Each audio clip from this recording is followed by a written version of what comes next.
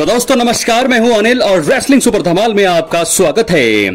तो दोस्तों WWE से R-Truth का सफर खत्म हो चुका है। कुछ समय पहले ही R-Truth ने बताया था कि उन्हें WWE ने रिलीज कर दिया है। बाद में पता चला कि WWE से उनका सफर खत्म हो चुका है।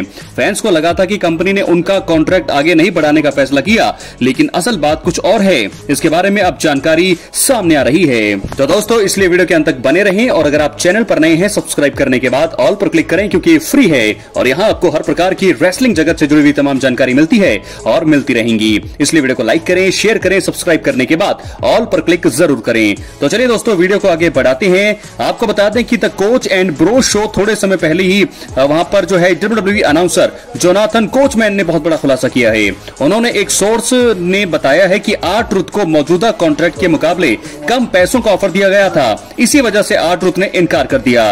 वो इस रिपोर्ट को पूरी तरह से कंफर्म नहीं कर सकते, लेकिन उन्हें यह सुनने को मिला है। उन्होंने बताया, मुझे ये चीज रखनी होगी क्योंकि किसी ने मुझे संपर्क किया था। रिपोर्ट के अनुसार बता रहा हूं, मैं इसे कंफर्म नहीं कर रहा, लेकिन बताया गया है कि उन्होंने R-Truth को एक कॉन्ट्रैक्ट ऑफर किया था, लेकिन अभी वो जितने पैसे कमा रहे थे वो उससे कम के लिए था।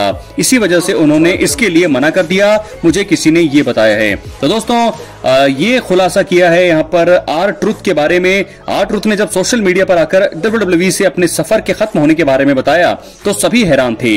इसके कुछ समय बाद जजमेंट डे मेंबर कार्लिटो ने भी चुप्पी तोड़ी और कहा कि उनका सफर भी WWE से 2 हफ्तों में खत्म हो जाएगा। उनकी डील भी आगे नहीं बढ़ाने का फैसला किया गया है। रॉ के आखिरी एपिसोड में जजमेंट डे के किसी सेगमेंट में कार्लिटो नहीं थे और उनके नाम का जिक्र भी नहीं हुआ। वेलहाला ने भी सोशल मीडिया पर आकर बताया कि उनका कॉन्ट्रैक्ट WWE से खत्म होने वाला है और इसे आगे नहीं बढ़ाया गया है। उन्होंने तो रेसलिंग को पूरी तरह से छोड़ने के संकेत भी यहां से दे दिए हैं। तो लेकिन बड़ी खबर यह है दोस्तों कि R-Truth जो है उनके ऑफर जो उनको द्वारा दिया गया था रीसाइनिंग के लिए, तो पैसे काफी कम दिए थे। पैसे बहुत कम के लिए बोल रहे थे, यानी कि जितने पैसे वो अभी करंट टाइम में कमा रहे थे, करंट टाइम में जो पैसा कमा रहे थे उससे और भी ज्यादा कम पैसों के लिए उन्हें कहा जा रहा था, जिसके चलते R-Truth ने जो है मना कर दिया है आगे काम करने से। तो दोस्तों क्या है आपकी राय, अपनी राय कमेंट बॉक्स में जरूर दें। अब हम बढ़ेंगे अपनी अगली स्टोरी की तरफ, जो मैं आपको बता दूं कि एक लेटेस्ट अपडेट है। तो दोस्तों आपको बता दें कि फॉर्मर AEW सुपरस्टार मरिया मे का WWE में चौंकाने वाला डेब्यू हो चुका है।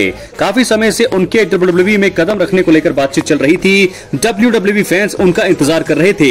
हालांकि किसी ने उम्मीद नहीं की थी कि मरिया मे जो है इस हफ्ते आकर सभी को हैरान कर देंगी। WWE NXT के आखिरी एपिसोड में जैसी जेन ने स्टेफनी वकेर की बादशाह खत्म करके वुमेन्स चैंपियनशिप पर कब्जा किया था और इस हफ्ते के शो में जैसी जेन अपने साथियों के साथ रिंग में आई। उन्होंने प्रोमो कट करके अपनी जीत के बारे में बात की। बाद में वुमेन्स डिवीजन की सुपरस्टार्स ने आकर अपनी दावेदारी पेश की। इन रेसलर्स के बीच तगड़ा ब्रॉल देखने को मिला, लेकिन अचानक लाइट बंद हुई और जब लाइट वापस आई तो मरिया में नजर आई।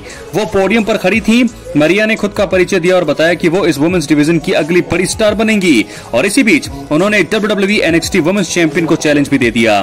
गौर करने वाली बात दोस्तों ये रही थी कि उनके नाम का जिक्र नहीं किया गया। रिकी स्टार्क्स ने जब डेब्यू किया था तो उनका नाम भी नहीं बताया गया था और बाद में पता चला कि वो रिकी सेंट्स नाम से जाने जाएंगे। कुछ ऐसा ही मरिया मे के साथ हो सकता है। तो बहुत ही खतरनाक डेब्यू उन्होंने कर दिया है WWE में। मरिया मे ने ऑल एलिट रेसलिंग यानी कि AEW में 2 साल से भी ज्यादा समय तक काम किया और इसी बीच वो बेहद सफल रही। उनकी टोनी स्टॉर्म के साथ स्टोरी शानदार रही और उन्होंने AEW वुमेन्स चैंपियनशिप पर भी कब्जा किया था। लगा था कि AEW में के वुमेन्स डिवीजन का सालों तक मुख्य हिस्सा रहेंगी, लेकिन ऐसा नहीं था। कुछ समय पहले खबर आई थी कि मरिया मे का कॉन्ट्रैक्ट खत्म हो गया है और वो WWE में आ सकती हैं। ये बात पूरी तरह से सही साबित हुई है और अब देखना होगा कि चीजें किस तरह से आगे बढ़ती हैं और मरिया मे का इन रिंग डेब्यू कब होता है। तो फिलहाल आपको बता दें कि मरिया मे का WWE में अब आगमन हो चुका है। मेन रोस्टर में भी वो जल्दी ही आएंगी, क्योंकि इतनी सफल सुपरस्टार है, ग्लैमरस है। तो देखना होगा कि आने वाले समय में WWE में उनकी राइवलरी किन किन सुपरस्टार्स के साथ देखने को मिलती है। मुझे ऐसा लगता है कि AEW में टोनी स्टॉर्म के साथ उनकी राइवलरी शानदार थी और WWE में भी वो वुमेन्स डिवीजन की नंबर 1 स्टार बनकर जरूर रहेंगी। अपनी राय कमेंट बॉक्स में जरूर। और इसी के साथ हम बढ़ेंगे अपनी अगली और फाइनल स्टोरी की तरफ, जो जुड़ी है मनी इन द बैंक 2025 के प्रीमियम लाइव इवेंट से। 7 जून को इस इवेंट का आयोजन होना है और सबसे बड़े सुपरस्टार WWE के करंट टाइम में जो है इस समय रोमन रेंस। जी हां दोस्तों, रोमन रेंस की वापसी होने वाली है और रोमन रेंस की वापसी मनी इन द बैंक 2025 के मेन इवेंट में होगी। क्योंकि मेन इवेंट में मुझे ऐसा लगता है कि men's money in the bank का मुकाबला होगा और वहां पर रोमन रेंस के पास मौका होगा सेथ रॉलिंस को रोकने का। लेकिन फिलहाल ये एक मुकाबला है, टैग टीम मुकाबला। कोडी रोड्स और जे उसो टीम बना करके सामना करेंगे जॉन सीना और लोगन पॉल का। ये एक मुकाबला है, लेकिन मुझे लगता है कि इस मैच में भी दखल देने की संभावनाएं बहुत ज्यादा हैं। रैंडी ऑर्टन आ सकते हैं इस मुकाबले में और जॉन सीना के लिए ट्रेविस स्कॉट आ सकते हैं। और मुझे लगता है कि अगर WWE इस प्रीमियम लाइव इवेंट को और भी ज्यादा खास बना दे तो द रॉक भी यहां पर हमें देखने को मिल सकते हैं। क्या रोमन रेंस इस मैच में आ सकते हैं?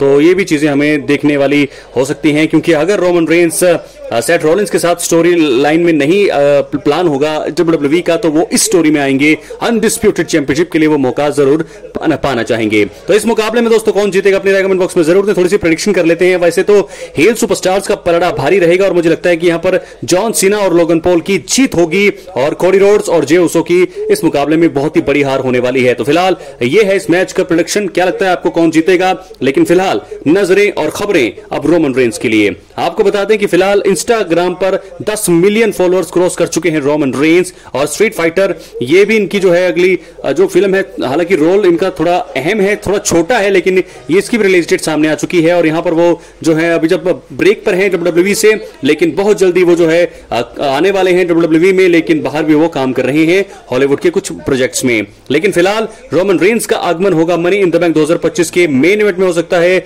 जहां सेथ रॉलिंस जब जीत के काफी करीब होंगे तो सेथ रॉलिंस को रोकने के लिए रोमन रेंस की बुकिंग करना बहुत ही ज्यादा फायदेमंद होगा, क्योंकि काफी समय से रोमन रेंस जो है नहीं लड़ रहे हैं, ब्रेक पर हैं और मनी इन द बैंक 2025 एक बहुत ही बढ़िया। तो दोस्तों ऐसे में समर स्लैम 2025 से पहले उनका इस इवेंट में आना बहुत ही अच्छा भी रहेगा। और रोमन रेंस की वापसी, रोमन रेंस एक ऐसे सुपरस्टार हैं जो 3 या 4 साल अगर वो अभी भी लड़ते हैं, उनका आखिरी साल रहता है, तो हम सभी चाहेंगे कि कम से कम वो अब हर बार उन्हें देखने को मिले। क्या वो मनी इन द बैंक जीतने वाले हैं? बस सवाल ये भी हो रहा है कि मनी इन द बैंक वो विनर भी बन सकते हैं। लेकिन प्रेडिक्शन जो है 2 चीजों की है। क्या मनी इन द बैंक 2025 में अगर रोमन रेंस का नाम होता, यानी कि सीक्रेटली होता, तो वो जरूर आते। लेकिन फिलहाल मुझे ऐसा लगता है कि रोमन रेंस यहां पर सेथ रॉलिंस को रोक सकते हैं, नंबर 1।